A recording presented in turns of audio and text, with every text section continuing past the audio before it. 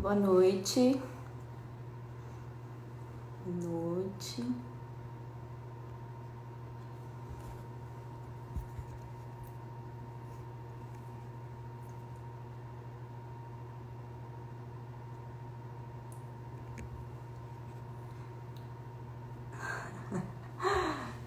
Boa noite, pessoal. Tudo bem? Luciana, Débora. Gente, o que vocês estão fazendo por aqui? Oi, pessoal. Boa noite. Vamos só esperar um pouquinho pro pessoal entrando pra gente começar a conversar. Tá certo? A Michele já tá presente. Vamos bater muito papo. Caio, meu filho. Obrigada pelo elogio da blusa.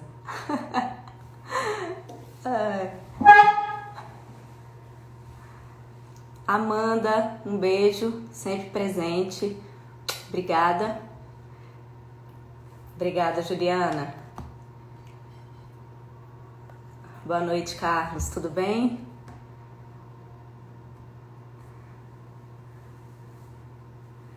Isso mesmo, todo mundo entrando. Boa noite, Marcos. Vamos lá. Pessoal, então, hoje a gente decidiu, eu e a Michele Tonon, decidimos fazer essa live para a gente conversar sobre acordo de não persecução penal. A gente já tinha marcado essa live uma vez e nós acabamos desmarcando na época, que foi logo após a vigência da lei, sobre uma situação inclusive que a Michele viveu na prática, que ela foi vítima de um crime patrimonial e ela acabou participando de uma audiência referente ao acordo de não persecução penal.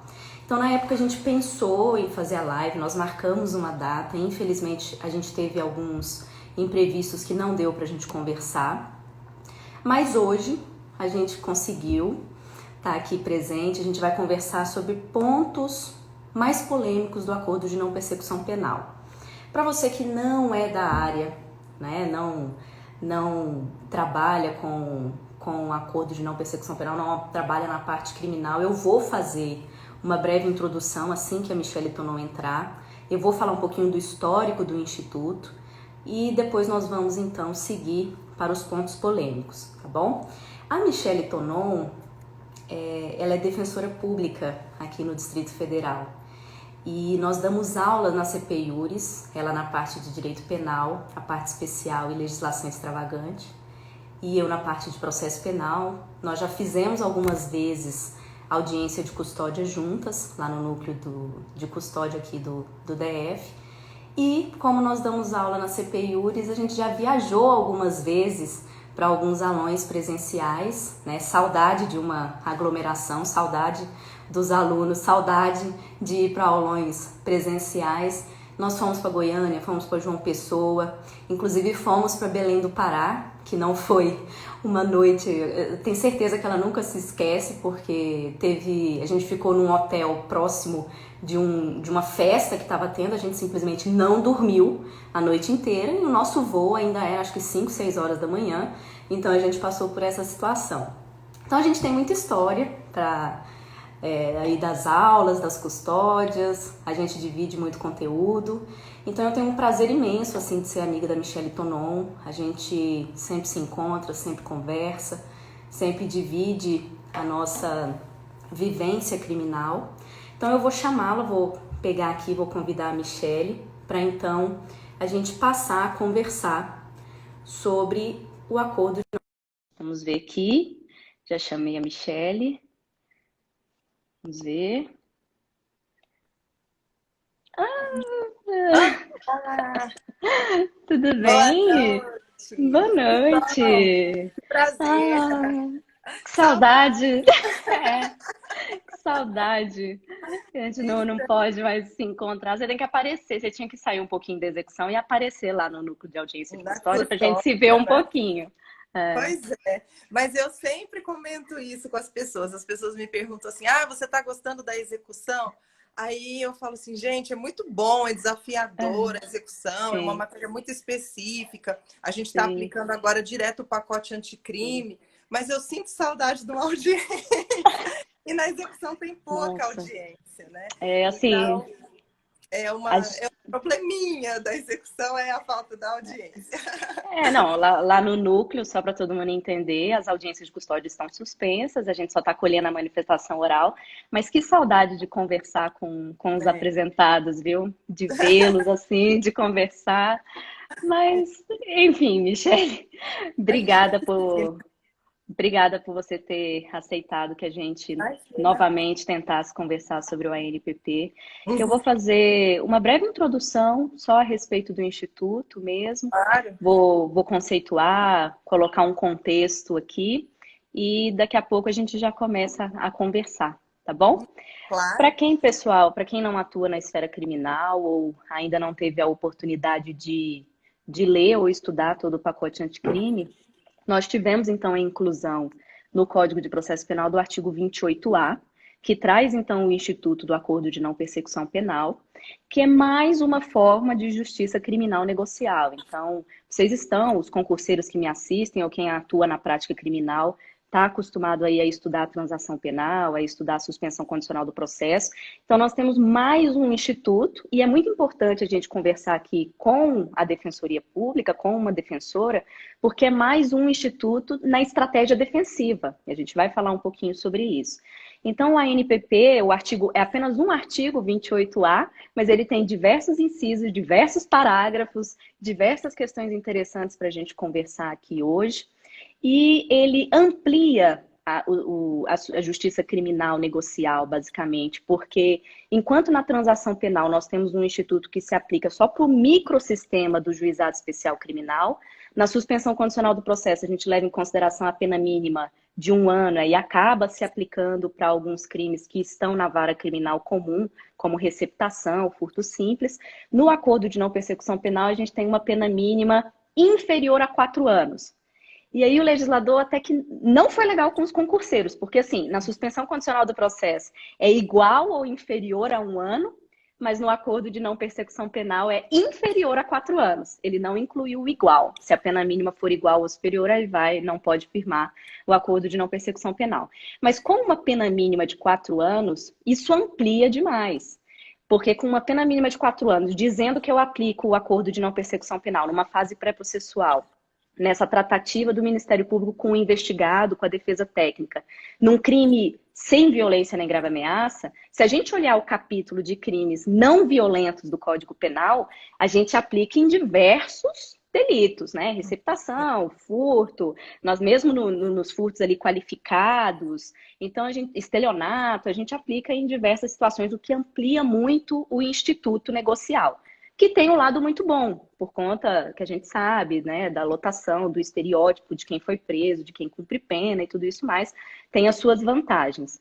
Agora, a gente não esvaziou os outros institutos de justiça criminal negocial, porque o ANPP exige que o investigado confesse formal e circunstancialmente a prática delitiva, que é um ponto que a gente vai conversar. Então, eu não posso dizer que ele esvazia a suspensão condicional do processo, porque na suspensão condicional do processo ele não precisa confessar. Mas no ANPP, se ele quiser fazer o acordo, ele vai ter que dizer tudinho ali como que foi a prática delitiva dele, porque tem que ser uma confissão de forma detalhada. Então, traz aí um plus que a gente vai ter que conversar sobre essas circunstâncias específicas. Mas como eu já citei antes de você entrar, Michele, que você estava assistindo, você teve a experiência de um ANPP, que foi na época que a gente quis conversar. Então, a lei tinha acabado de entrar em vigor, né?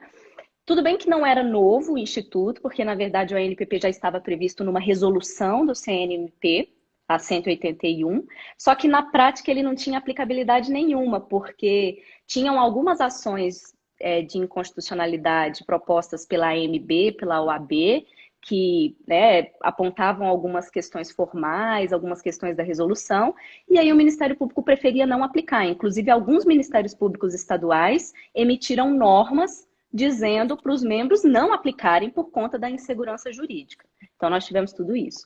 Mas, enfim, com a colocação no Código de Processo Penal, então essa celeuma foi resolvida. Nós temos a aplicabilidade do Instituto, ele está sendo feito na prática, tanto aqui no DF como em diversos outros estados. E aí, para a gente conversar sobre essas polêmicas, primeiro eu queria que você desse o seu relato sobre a sua experiência. Para explicar, a Michelle foi vítima de um crime patrimonial e o autor do fato recebeu o acordo de não persecução penal e ela foi chamada para participar das audiências de tratativa e homologação do acordo. Então, ela vai explicar um pouquinho como que foi isso e, com base nessa experiência que ela teve, nós vamos discutir alguns pontos para vocês verem que nós temos várias previsões ali no artigo 28A que ainda tem uma certa divergência doutrinária e que ainda serão muito discutidos. Então, Michelle, por favor, pode ficar à vontade para você falar sobre a sua experiência. Então, Lorena, pessoal, boa noite para todo mundo, uma satisfação muito grande. Vi vários nominhos aqui conhecidos, sempre muito bom, ainda que virtualmente, ter contato com vocês.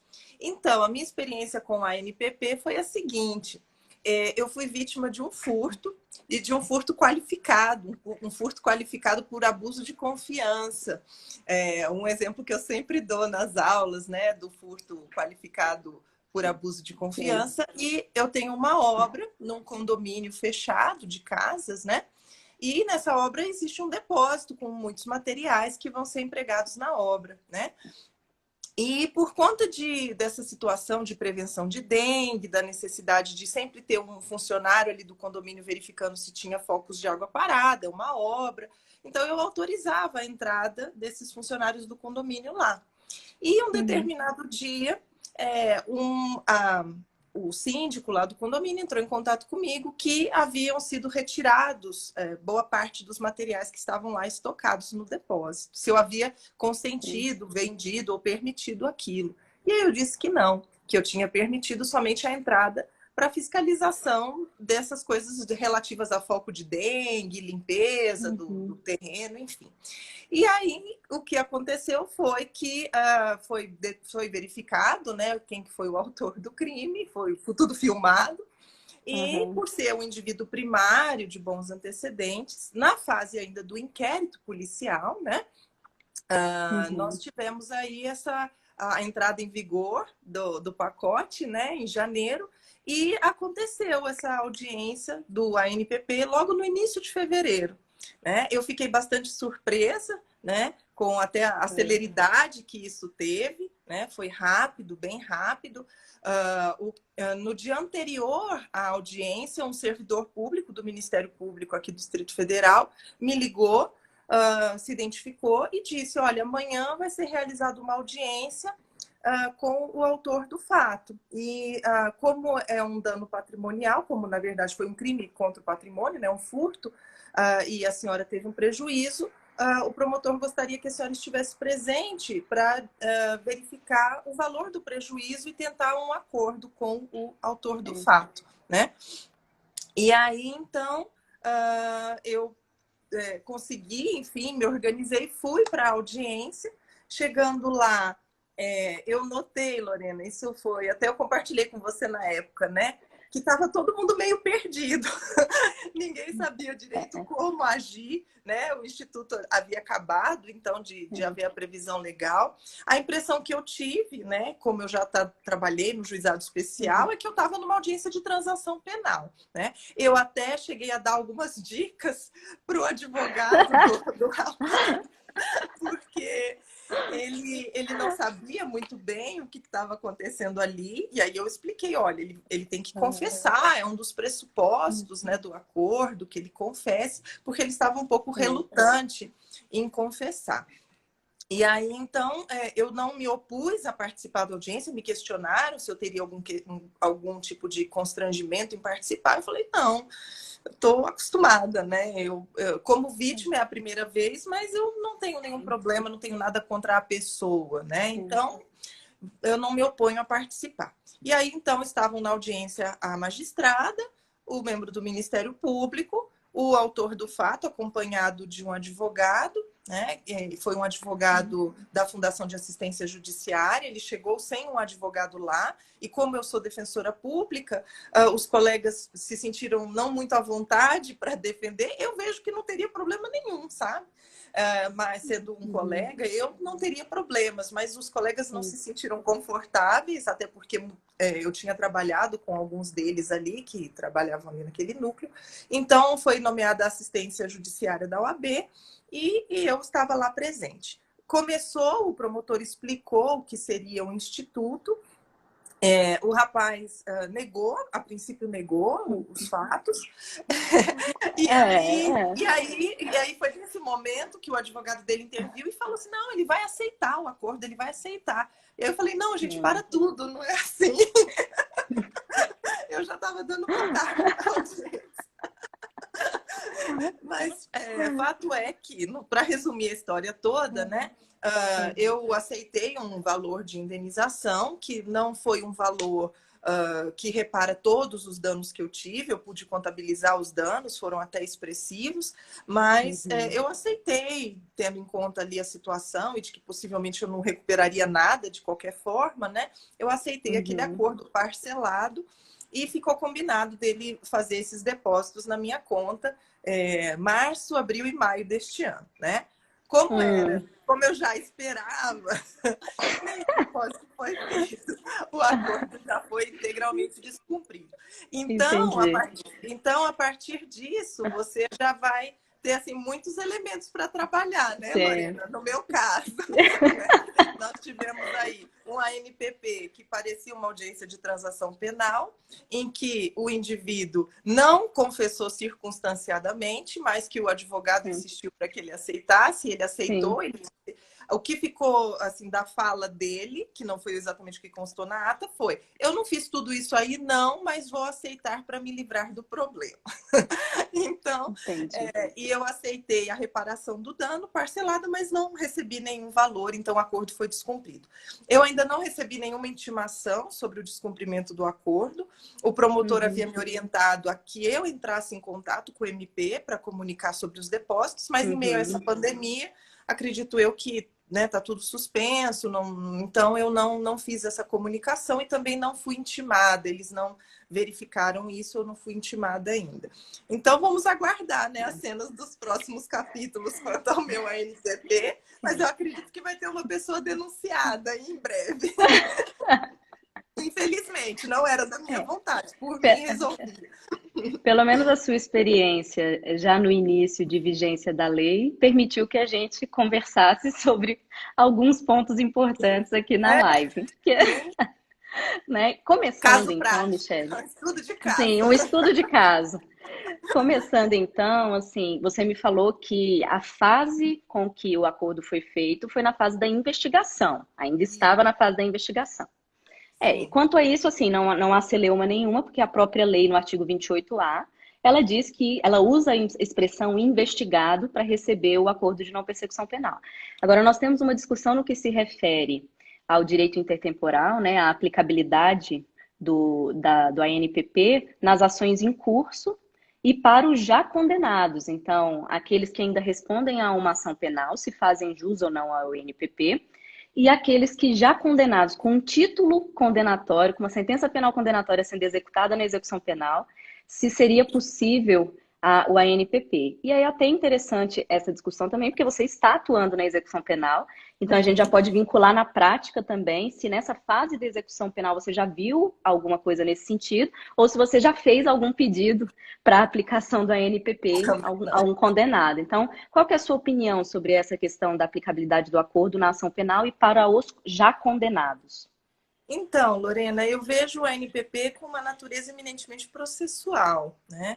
Então, nós chegamos a discutir isso entre os colegas que atuam lá na execução e foi o colega que pensava de modo diferente, né? Nós chegamos a esse acordo de que talvez não fosse viável sustentar essa aplicação após a condenação, após o trânsito em julgado, justamente pela natureza, né, do instituto, que provavelmente nós travaríamos aí uma luta grande né, sem um resultado prático futuro, já que a maior parte da doutrina, e eu acredito que seja a tendência da jurisprudência também, vem a entender pelo caráter processual do Instituto, então não teríamos como retroagir para fazer incidir as hipóteses, né, em que o indivíduo já está com uma condenação transitada em julgado. Então, eu nunca fiz esse pedido. Nós entendemos por uma política, né, interna, até porque sobrevieram muitas outras questões, né, questões, inclusive, relacionadas à progressão de regime, a questão dos reincidentes não específicos, a aplicação do pacote nas progressões, né? Então, algumas outras questões nos pareceram mais urgentes e brigas, assim, lutas mais viáveis de serem travadas, né? Porque sempre a gente tem que fazer também uma escolha estratégica, né? Em especial quando a gente está diante, na nossa realidade aqui no DF, de 18 mil pessoas presas, né? Então, a escolha foi de não tocarmos neste ponto, ao menos por hora, né? De aplicar o ANPP aos condenados já com trânsito em julgado. Certo. Na doutrina, é claro que tem essa discussão, tem uma doutrina minoritária que entende que poderia se aplicar mesmo após o trânsito em julgado, mas o que tem prevalecido realmente é que com a constituição do título condenatório não faria mais como incidir mesmo a NPP. Ele retroage para fatos anteriores, mas não com um título já constituído, né, com a sentença. Então, nas ações penais em curso, nós podemos aplicar, então seria aplicável sim, né? Marcaria-se a tratativa, o MP e depois a homologação, até porque, para quem estuda e lembra, a gente tem aquela súmula 337 do STJ, que permite a aplicação de transação penal e suspensão condicional do processo durante o em curso, no caso de desclassificação ou procedência parcial, em que se verifica a aplicabilidade do benefício. Então, a NPP... Isso. Então, a NPP também se aplicaria numa fase de ação penal, mesmo que a lei não tenha utilizado a nomenclatura processado e apenas investigado. Outra coisa que me chamou a atenção no que você relatou foi das tratativas, porque você me falou assim, que foi só um momento, né? Um momento que estavam presentes autor do fato, defesa dele, promotor, vítima e o juiz, que já ocorreu uma tratativa ali meio estranha e com a homologação judicial. Só que o 28A, ele diz de uma dupla aceitação defensiva. Ocorreria um primeiro momento de tratativa com o Ministério Público, investigado e defensoria, ou defesa técnica. Depois iria para a frente do juiz, para ele manifestar de novo, né, isso que tem a vontade da tratativa, e aí sim fazer a homologação judicial. Então, me parece que, como você disse, por ter sido logo após a vigência da lei, parece que as pessoas não sabiam muito como fazer. E aí, isso eu acho que esbarra numa questão de estrutura do Ministério Público também, né? Muito, com certeza. Eu acredito que vai ser necessária toda uma adaptação, tanto para se possibilitar essa realização dessas tratativas anteriormente. E uma coisa, Lorena, que eu, como defensora, né, me preocupo muito, deste indivíduo, deste investigado, ele ter a possibilidade de conversar com o defensor antes sobre o caso dele, do defensor ser intimado com uma antecedência razoável para estudar esse caso e ver a viabilidade do ANPP, porque, né, eu acredito que nós vamos tocar nesse assunto, se o indivíduo tem uma tese defensiva boa, se o indivíduo agiu sob o abrigo de uma excludente de ilicitude, não faz sentido ele aceitar o ANPP, porque ele vai ter ali uma série de restrições, né?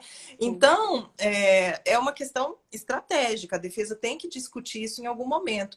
E nós tínhamos essa preocupação, mas afinal, como vítima, fui intimada um dia antes. O defensor, a vara liga, desce aí que tem um ANPP agora. Aí você cai de paraquedas lá na audiência, né? Então, as coisas não podem ser tão assim assodadas. Eu acredito que deve haver, sim, um momento da tratativa com a intimação prévia do defensor, para que ele possa ter o contato com o investigado, esclarecer sobre o instituto, as vantagens, as desvantagens, se naquele caso concreto vai ser realmente adequada aceitação, e depois, feita a tratativa lá no Ministério Público, nas dependências do Ministério Público ou não, né? Isso aí vai ter que ser também verificado. Muita gente se incomoda de ser no Ministério Público. Eu acredito que, havendo a presença da defesa, não haveria qualquer questão. Não acho que isso seja um grande problema. Havendo a presença da defesa, não. Pode ser em qualquer lugar. Poderia ser no prédio da Defensoria, no prédio do MP, no prédio do Fórum, ou num terceiro, quarto prédio, enfim. E depois a homologação em juízo já com essas tratativas realizadas. Porque no meu caso, eu estava ali, né, digamos assim, de peito aberto. Eu aceitei tudo na melhor forma, eu não discuti, eu não quis. E até pela minha vivência, né, como defensora, por eu já saber o que acontece nos crimes patrimoniais, a realidade é que essa pessoa não tem condições financeiras mesmo. Então, eu aceitei aquilo e eu desejo o melhor para ele, que ele consiga se sair dessa situação da melhor maneira. Mas eu imagino que vão ter pessoas que não vão ter a mínima compreensão disso e que vão chegar lá querendo debater, querendo falar de culpa, ou querendo uma indenização maior, ou não se conformando. Então, não dá para ser num ato só. Vai ficar bagunçado, né? Ser tudo num ato só, né? Sim. E eu acho que até a legislação prevê essa dupla tratativa, porque num primeiro momento você conversa, negocia com o Ministério Público e faz por escrito. Para ter o segundo momento da homologação, permite até que ele amadureça essa questão do acordo, do que ele negociou, para perante o juiz ele manifestar a voluntariedade dele de realmente firmar aquele acordo. Então ele tem um momento, que nem você falou, de pensar, de amadurecer e tudo mais, né? Eu vi algumas pessoas perguntando, porque você citou a questão da excludente de ilicitude. Pessoal, segura um pouquinho, porque quando a gente for falar dos requisitos daqui a pouco, a gente vai falar da questão da confissão. Então, a gente vai discutir exatamente a confissão simples, a confissão qualificada, se deve ou não ser firmado a ANPP. A gente vai falar um pouquinho sobre isso daqui a pouco. Antes da gente entrar nisso, eu tenho mais duas dúvidas, porque você relatou que você participou, né? Só que você era vítima. E no artigo 28A, na verdade, nos parágrafos 3º e 4º, em momento algum exige que a vítima esteja presente na tratativa nem na homologação. Não incluiu a vítima no ato. Então, nas tratativas está Ministério Público, investigado, defesa técnica, perante o juiz depois. E nada se fala pela vítima, mas uma das condições que ele pode cumprir é exatamente a reparação do dano, que foi o que foi firmado no seu ANPP. Então, eu quero assim que você aponte e explique o que você acha dessa participação da vítima. Se você achou bom você estar presente, ou se você preferia talvez não ter passado por isso, não ter visto novamente o autor do fato, porque a lei exige a comunicação à vítima a respeito do ANPP, e não que ela participe do ANPP. Então, qual a sua visão sobre isso? Então, Lorena, eu confesso que eu não tive problemas em participar da audiência, né? Por eu já estar habituada com aquele ambiente. Enfim, para mim não teve nenhum problema. Eles tiveram cuidado, né? O secretário do juízo teve o cuidado de me perguntar se haveria algum constrangimento. Que se eu tivesse um constrangimento, então eu conversaria antes com o promotor a respeito do valor que eu entendesse cabível para a indenização e me tirariam da sala e depois entraria o autor do fato e aí ficaria naquele vai e vem, né? Então, mas eu concordo plenamente que isso deve ser uma escolha da vítima, né? Que a vítima deve ou pode ser comunicada e, a depender da situação, se for conveniente, se ela realmente tiver interesse na reparação do dano e for algo viável, eu acredito que não há problemas nessa participação, né? Eu acho que a minha situação ali é uma situação muito peculiar, né? Eu não tinha um contato pessoal com ele, apesar de ser funcionário do condomínio, eu não tinha nenhum problema pessoal com ele, então eu não tive problemas também em estar ali no mesmo ambiente que ele. E você conhecia o ambiente da justiça criminal, Exato, né? Assim, e você tem conhecimento técnico, não era um ambiente novo que você ia chegar ali e se assustar pela forma como fosse conduzido o acordo. Você estava habituada com aquele, né, com aquele sistema. Então, para você... Mas que bom que o promotor perguntou, então, porque caso a vítima não concorde, então ela não estará presente no momento da tratativa, cumprindo o que consta da lei mesmo. E aí você falou do descumprimento, né? Infelizmente ele não pagou, então, nem em março, nem abril, nem em maio. E aí nós temos na lei algo que é muito falado, uma atecnia do legislador, porque no parágrafo 6º, ele diz que depois da homologação, caso ocorra, né, o descumprimento, aí vai haver uma rescisão judicial também. Se a homologação foi judicial, a rescisão tem que ser judicial. E aí o juiz rescinde. E aí diz, antes de chegar no descumprimento, mas na questão da execução, como diz o parágrafo 6º, diz que se fosse o caso de executar o acordo, teria que ser na vara de execução penal. Mas assim, o acordo é um acordo pré-processual Não tem em que pena. não há pena, não há sanção. Então, como que a gente faz? Na prática, você já viu algum caso, né? Ou ficou sabendo aqui no DF? Ou qual a sua opinião sobre essa previsão do legislador dizer juízo de execução penal? Bom, isso aí realmente é preocupante, né, Lorena? Eu não vi ainda, não chegou na execução. Acredito, né, que em poucas hipóteses foi aplicado, houve tempo para o Sim, descumprimento, e em razão também das inúmeras alterações aí na rotina judiciária pela pandemia, não chegou nada até a execução penal, mas eu creio, sinceramente, que não seja uma atribuição da execução, porque, como você mesma ressaltou, eu não tenho aí uma pena, eu não tenho uma sanção penal. E as varas de execução são absolutamente assoberbadas e em todos os tratam estados. em todos os estados com problemas bem sérios relativos ao sistema prisional, basicamente. A gente cuida de regime fechado, de regime semiaberto. Então, cuidar do ANPP seria, eu acredito, até utilizar ali a força da execução penal de uma maneira equivocada. Eu acredito que deve ser pensado, talvez, um setor específico no Judiciário ou no Ministério Público para cuidar disso, assim como se cuida dos cumprimentos de suspensão Sim, condicional do processo, por exemplo, né? Porque sim. eu, como defensora, eu costumo brincar, sabe? Quando tem descumprimento de suspensão condicional do processo, eu brinco que eu não sou babá de subsidiário, de ficar ligando, amigo, você vai pagar esse mês? Vai Amigo, comparecer, vai comparece comparecer? periodicamente. Não tem como. Eu falei assim, gente, infelizmente a pessoa é intimada, vai lá, a Uhum. gente tira as dúvidas. Se está tendo problema para cumprir, a gente pede para mudar a forma de cumprimento, mas não dá. A estrutura atual do Ministério Público, ou até da Defensoria, e principalmente nos setores de execução penal, não tem como acompanhar cumprimento de ANPP. É uma realidade, Não, assim, não. muito É, fora, e em especial pela amplitude do Instituto, que vai ser muito aplicada, né? Como você ressaltou bem no iniciozinho, são muitos crimes que permitem, né? Então, fica realmente complicado imaginar essa situação. sim. Num É cenário realmente ideal, um. que a colega comentou, seria a atribuição do MP. Num cenário É, ideal, seria. É a minha sim, opinião. também. Realmente não, é uma tecnia que na prática vai ter que ser resolvida, né, em cada estado, depois talvez a jurisprudência se firmando mais nesse sentido.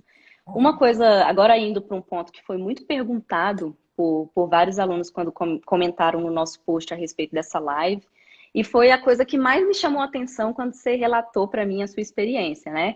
Que você frisou que o cara, inclusive, negou a conduta delitiva, mesmo assim o acordo foi firmado, sendo que o artigo 28A é muito específico ao dizer do investigado confessar de forma, né, formal e circunstanciada. Sim. Então, a gente vai conversar sobre isso agora, porque nós temos espécies de confissão, então a confissão simples e a confissão qualificada. Então, eu quero saber se você acha que, por exemplo, a confissão qualificada também permite a realização do ANPP, e depois eu quero que você também manifeste a sua opinião sobre a utilização dessa confissão posteriormente, caso o acordo seja rescindido e vá para uma fase de ação penal, se essa confissão pode ser utilizada para uma condenação, imagino qual seja a sua posição como defensora, Bem mas eu, previsível. mas eu queria saber, assim, em argumentos, né, vamos dizer, jurídicos, mais técnicos, por que que você adota esse posicionamento como defensora? Então, se você puder me falar um pouquinho sobre essa situação da confissão. Então, nesse caso específico, Lorena, eu entendi que realmente foi por uma falta de habitualidade ali, de todo mundo que estava envolvido, Sim, Instituto, que não se deixou muito claro para o autor do fato que ele deveria confessar circunstanciadamente. Então, ele não falou absolutamente nada de como ele praticou o crime, como é que ele entrou, como é que ele fez, que horas, em que momento, nada. Isso ele Exato, não exato, mencionou porque nada. a confissão circunstanciada é uma confissão detalhada, por Detalhado, escrito, exato. que ele tem que colocar de forma detalhadíssima, sem qualquer margem de dúvida, sem Sim, qualquer coação, ele deixando claro como que ele praticou o delito. sim. Então, Não houve isso, né? Por isso é que eu falei que a minha sensação era de que eu estava numa audiência de transação penal. Só que na ata, sim, claro, constaram lá os requisitos legais e constou que ele confessou circunstanciadamente, mas o teor da confissão também não não consta. E constou tem que na ata. constar. Pois é. Então, na verdade, ele disse que ele aceitaria para se livrar de algum outro problema futuro e que ele não teria feito tudo aquilo que eu falei que ele fez, né? E que, na verdade, nem fui eu que Sim, falei, foi a investigação que apontou, né? Eu sim, dei a notícia crimes, mas quem apurou, quem investigou foi a Polícia Civil. sim, Pois bem, então, esse primeiro ponto, então, da confissão. Nesse caso, não houve de forma clara e expressa. Mas eu acredito que a questão da confissão, seja ela simples ou qualificada, vai ser uma escolha, sobretudo, da defesa técnica, né? Da viabilidade de se levar essa confissão. Porque há fatos que a gente sabe, né? Que realmente a possibilidade de êxito da ação penal, já a gente sabe sim, desde o início, que são sim, mínimas, né? Situações sim. flagranciais, ou até mesmo o assistido colabora, conversa, relata como foi, não há muita saída, e o ANPP seria realmente a hipótese mais viável. Agora, numa hipótese de uma confissão circunstanciada em que ele nega o crime, ou em que ele nega aquela tipicidade que ele alega que praticou um outro crime bem menos grave, ou então que ele alega eventualmente uma excludente, né? Então eu acredito que é uma análise caso a caso que deve ser feita, que deve ser ponderada, e só ali o caso Sim. concreto mesmo, a partir do conhecimento técnico do defensor, do advogado, é que vai ditar a melhor solução, né?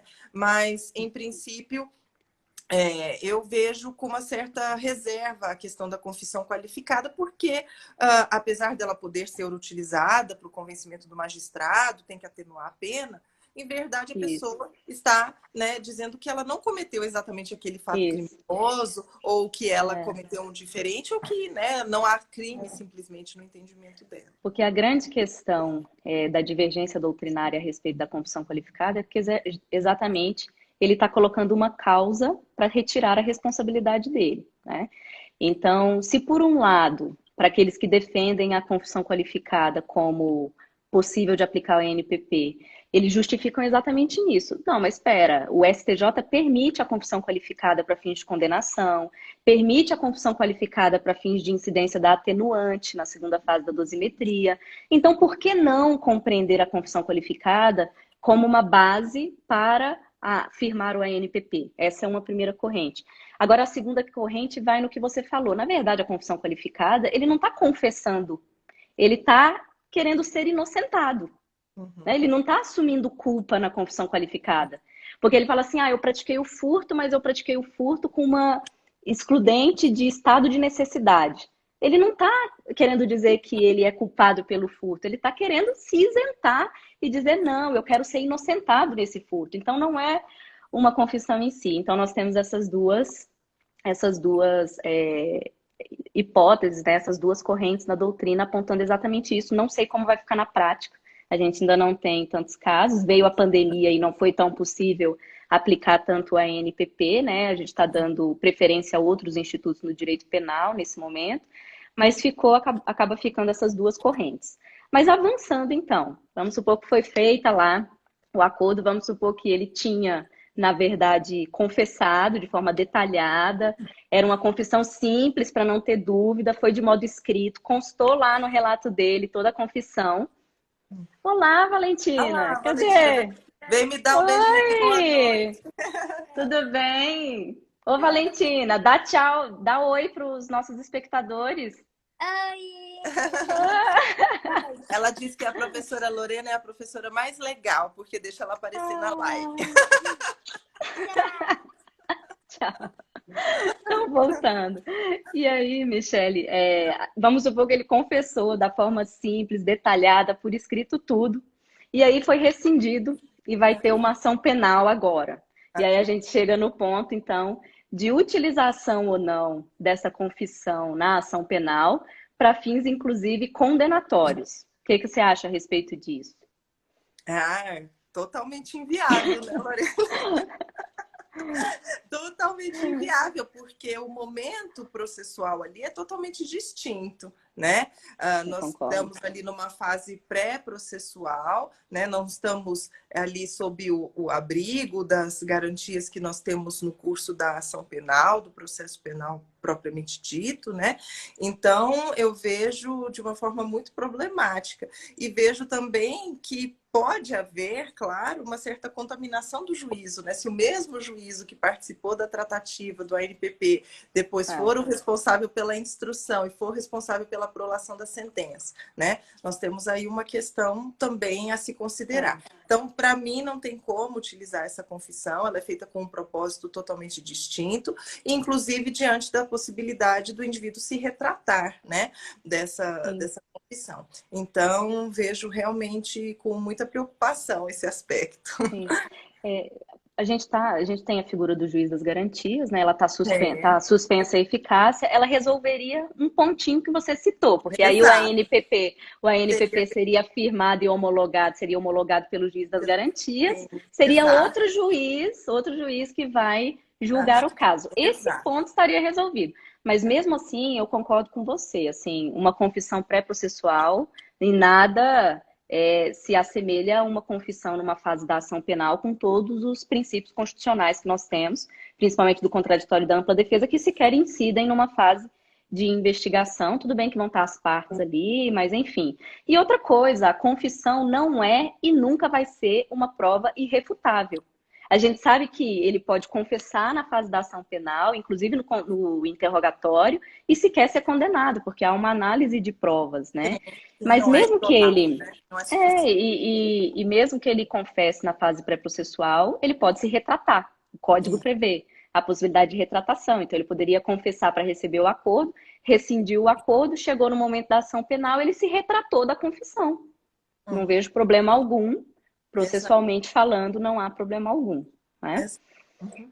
Partindo para um outro ponto, a gente ainda tem um tempinho. Esse ponto de agora também foi a pergunta de alguns alunos, mas eu acho até que eles já sabem a minha posição, porque na aula eu falo sobre isso, e na live com o professor Leonardo Barreto eu também já citei toda a minha posição, e a minha posição é totalmente contrária à doutrina majoritária, porque trata-se ali da possibilidade ou não de se firmar a NPP na audiência de custódia, né?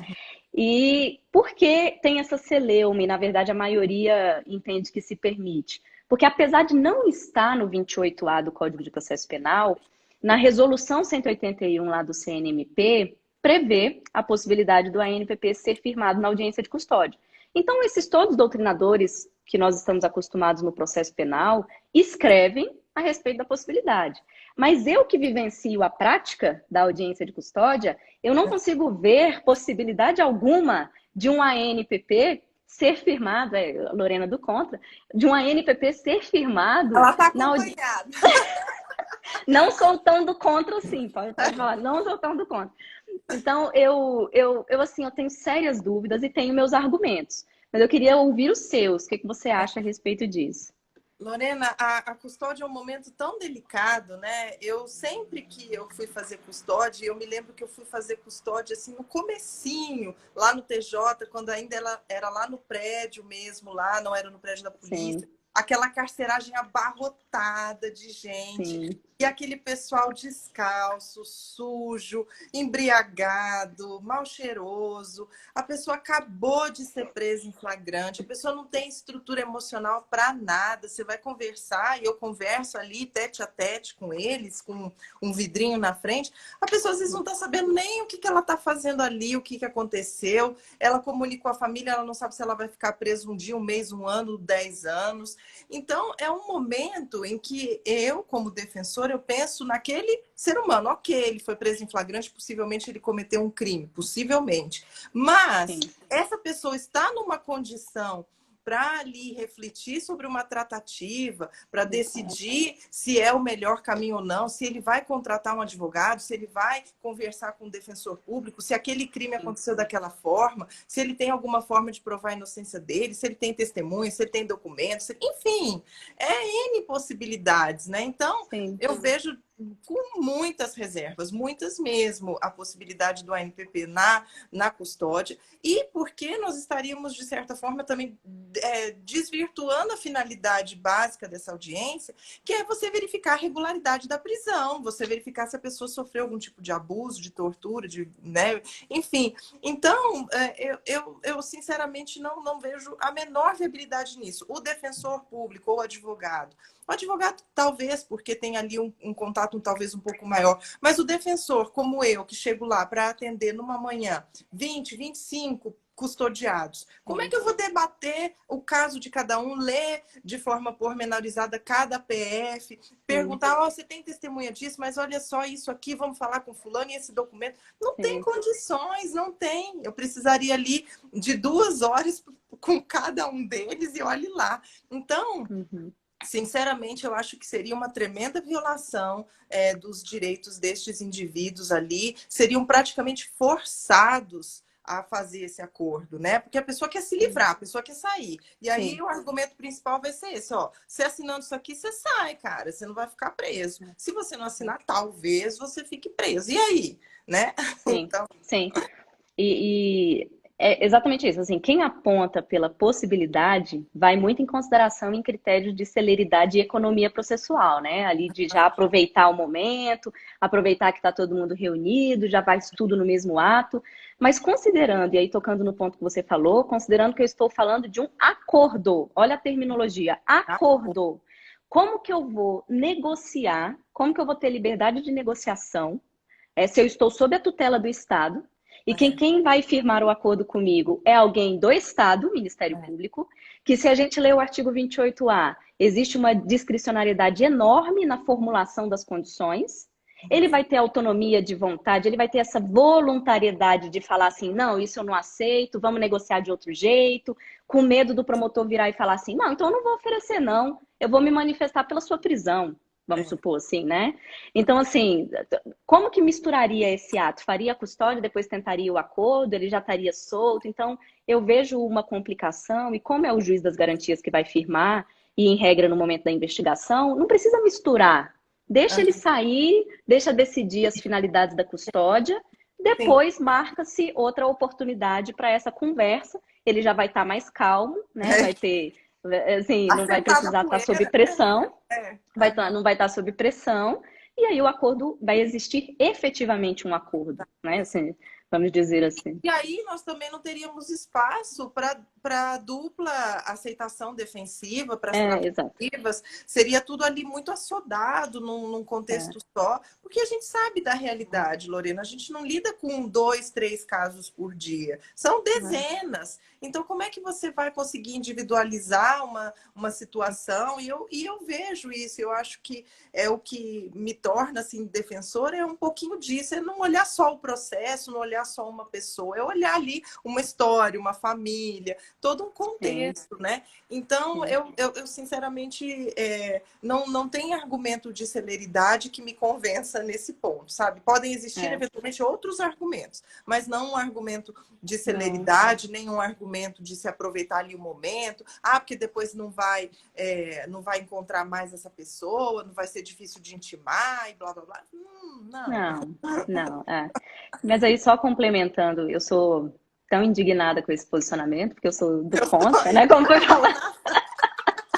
Que eu só complementando, depois eu vou avisar os alunos, caso isso seja respondido, eu fiz uma consulta formal para o CNJ, eu como juíza da custódia, do núcleo de audiência de custódia do tribunal, para saber a posição do CNJ, já que foi ele que está à frente das audiências de custódia, se exatamente o CNJ concorda com essa propositura de ANPP no momento da audiência de custódia. Só que eu fiz essa consulta na semana anterior da declaração de pandemia, então esse assunto foi totalmente esquecido dentro do CNJ. Assim, porque agora... Debaixo da Não, pia. porque o tanto de recomendação, resolução, portaria, normas que saiu depois da declaração de pandemia, notas técnicas do CNJ, que a gente recebe o tempo inteiro, principalmente sobre o sistema prisional, claro que ele não vai ter tempo de trabalhar essa temática agora. Mas é algo que está ali na fila. Graças a Deus, quando voltar à normalidade, o CNJ deve me responder, aí eu vou ter um parecer técnico a respeito da viabilidade ou não do ANPP na audiência de custódia. Então, aí, acho que vai ficar uma posição mais técnica, né, prática, aliando a teoria com a prática sobre o ANPP na custódia ou não. Outro ponto, já que a gente tem um tempinho, é a respeito, que muitos doutrinadores divagam sobre isso também, do tráfico privilegiado. Porque o tráfico em si, aí não cabe, porque a pena mínima é de 5 anos, então supera os 4 anos exigidos no 24A. Mas se a gente já, nesse momento da investigação, vislumbrar um tráfico privilegiado com a causa de diminuição, a pena mínima reduziria significativamente e seria cabível o ANPP no tráfico privilegiado. Você concorda com esse posicionamento ou não? Eu concordo, Lorena. Eu acredito que a medida é muito salutar, né? Porque o tráfico privilegiado, você vai ver aí penas no final aplicadas de 1 ano e 8 meses, né? Sim. A serem cumpridas em regime aberto. Sim.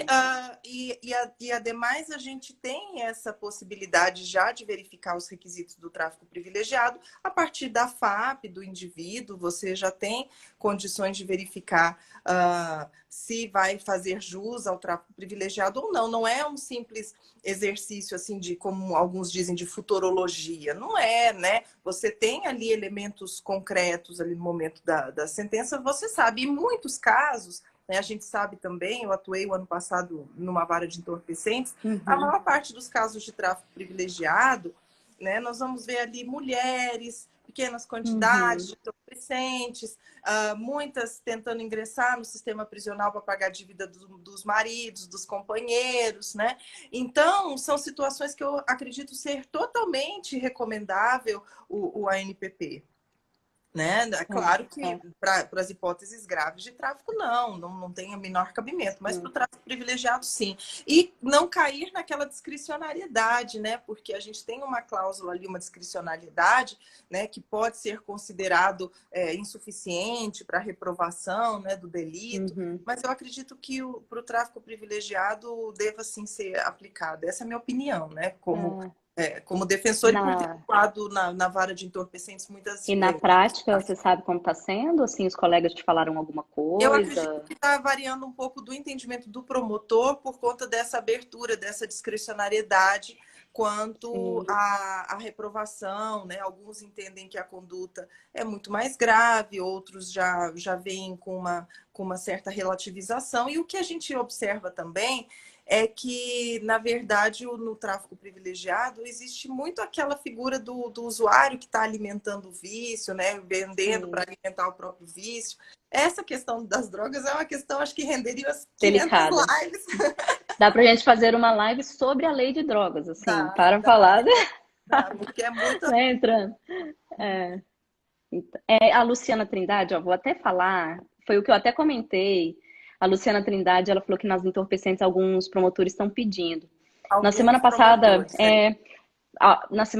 passou um promotor pela audiência de custódia, que é o Luiz Humberto, algumas pessoas que estão assistindo devem conhecer, que ele manifestou que realmente, na prática, ele está atuando em uma das varas de entorpecentes aqui do DF e que ele tem pedido, sim, o ANPP naquilo que ele vislumbra que pode ser aplicado o tráfico privilegiado. Mas eu acho que isso está variando de promotor para promotor ainda. Não está uma posição muito fechada no Ministério Público. Né? Então, mas eu concordo que há essa possibilidade de aplicação mesmo. Né? Até porque, como você falou, a pena vai ser pequena, o regime aberto. Então, os fins lá da pena sequer serão cumpridos. A gente sabe como é o regime aberto. Ainda mais no DF, que não tem casa de albergada, é prisão domiciliar, é solto o regime aberto. Então, assim, é melhor que a gente procure um outro meio de pacificar socialmente a questão, que seria, então, pelo ANPP, né? Nosso tempo está quase acabando, eu vou para uma última questão, então, né? Alguns perguntaram sobre o parágrafo 14 do 28A. Ele diz assim, no caso de recusa por parte do Ministério Público, então o MP não quis propor a ANPP. E aí o investigado poderá requerer a remessa dos autos ao órgão superior na forma do artigo 28 do Código. E aí o que aconteceu? O novo 28 Tá está suspenso. suspenso, está com a eficácia suspensa. E aí, agora a gente vai aplicar a sistemática anterior, em que o juiz pode fazer o controle judicial, como ocorre na transação penal, na suspensão condicional do processo, pela súmula 696 que nós temos do STF, ou a gente vai, eu, magistrada, vou deixar o investigado se manifestar e ele ir atrás disso, ou a defesa ir atrás disso. Como que você acha que fica essa questão na prática?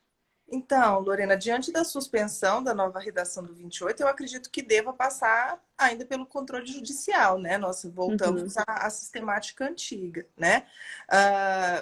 Eu não vejo como possa ser de outra forma neste momento, né? E a sua opinião, qual que é? Não, eu entendo que não tem como mesmo. A gente sequer aplicou o novo 28, a gente nem sabe como vai ser isso na prática, porque Exato. antes de entrar em vigor já foi suspenso, então o MP nem se estruturou para o novo 28, a gente nem sabe Tá. como vai ser. Não existe essa estrutura para você ir lá para o investigado ir lá pedir no MP, no órgão superior. Então eu acho que tem que passar por um controle judicial mesmo. O juiz vai ter que fiscalizar a aplicação de todos os benefícios ali, né? E aí, só apontando, como a gente tem um tempinho, porque no momento que houve a tratativa, o juiz, então, ele homologa, ou então ele devolve para o MP para reformular a proposta, tem essa possibilidade.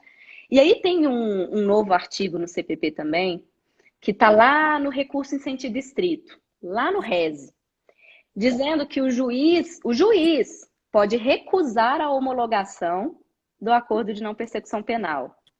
Então, assim, eles fizeram as tratativas, levaram para o juiz, aí o juiz chegou e falou: não quero homologar. Qual a sua posição sobre isso? Porque aí lá no RESE diz que as partes teriam que interpor recurso em sentido estrito dessa recusa do juiz. Qual é a sua posição sobre isso, principalmente pelo sistema acusatório que a gente aplica? O juiz Exato. poderia fazer isso?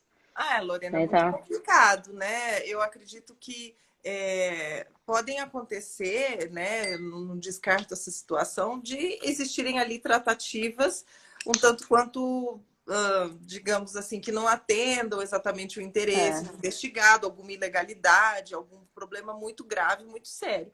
Mas, como regra geral, eu não vejo com bons olhos essa intromissão, né, do magistrado. Eu acho que tem que respeitar, né, essa fase processual e respeitar que seja feito ali entre o defensor, o investigado e o Ministério Público, e que o magistrado só intervenha mesmo em última hipótese, em última análise, devidamente fundamentado numa ilegalidade muito grande, uma iniquidade muito grande naquela tratativa, naquele acordo, né, numa situação realmente teratológica ou absurda, né?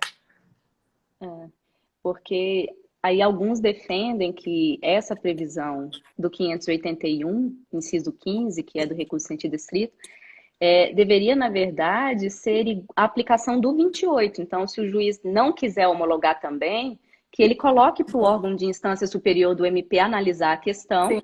Se mesmo assim insistir, ele vai e homologa, né? Sim. Então, seria uma via de mão dupla. Tanto quando o MP recusa ou o juiz recusa, teria que ter a aplicação do 28, e não a interposição de um recurso para o tribunal decidir se homologa ou não. Ficou um pouco estranho, né? Esse controle judicial. Ficou um controle que gera um pouco de dúvidas, né? Assim, um pouco de uma incerteza mesmo, até porque em quanto tempo esse rese seria julgado, né? Uma coisa assim, um pouco estranha mesmo. Mas, Michelle, a gente tem só um minuto. Acabou a nossa live, uma pena. Que pena.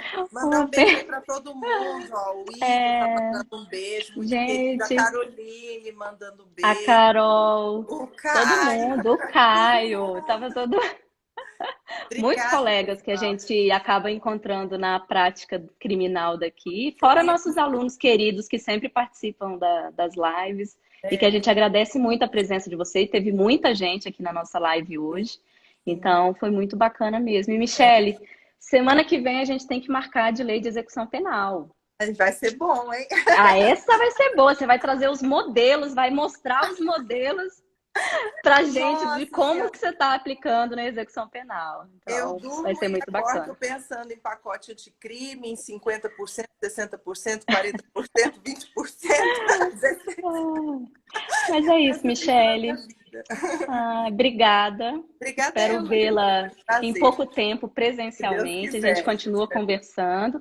E para Claro. todo mundo que Mandei assistiu, beijo. muito Aí a Carolina obrigada. tá falando. Cadê meu beijo? A Carol! gente mandou beijo. Carol, a gente mandou beijo. Ai, mas então tá, Michele, muito Um beijo. obrigada. Na semana que vem a gente se encontra de novo. Já está prometido aqui para todo mundo. Tá Sim, bom? A gente combina e depois a gente divulga o horário da live da semana que vem. Obrigada, combinado. viu? Obrigada, Lorena. Boa noite. Obrigada. Um beijão, pessoal. Tchau. Obrigada. Tchau, tchau. Foi um prazer. Tchauzinho, Tchau. gente.